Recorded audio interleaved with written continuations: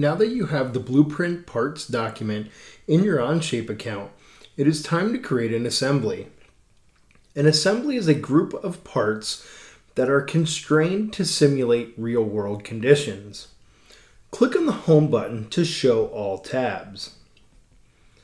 Click on the plus sign, then select Create Assembly. Now you can insert parts. To do so, click on the Insert Part button in the upper left corner.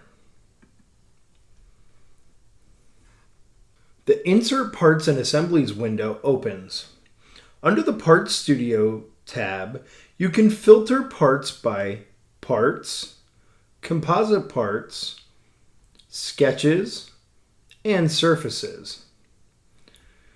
Blueprint parts contain both parts and composite parts.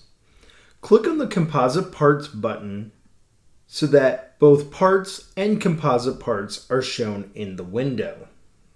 Parts will be listed in numerical, then alphabetical order. Locate the 4-pitch truss inside the list.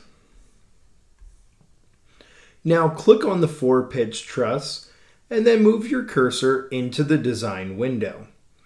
You can click to place the part inside of the design window. It does not matter where you place the part in this window. It can be moved later while defining the assembly. Now repeat the process inserting the connector. Note that you can scroll through the list of parts or search a Parts Studio for a particular part. If you are looking for multi-piece parts, click on the Assemblies tab.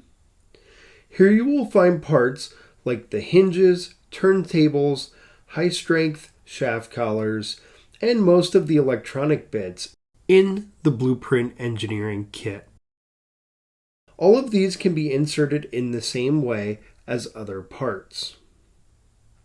Once you've inserted all of the parts that you are looking for, click on the green box with the check mark to apply the insertion of these parts. In the next video, you will explore fasten mates and how they are used to attach parts together.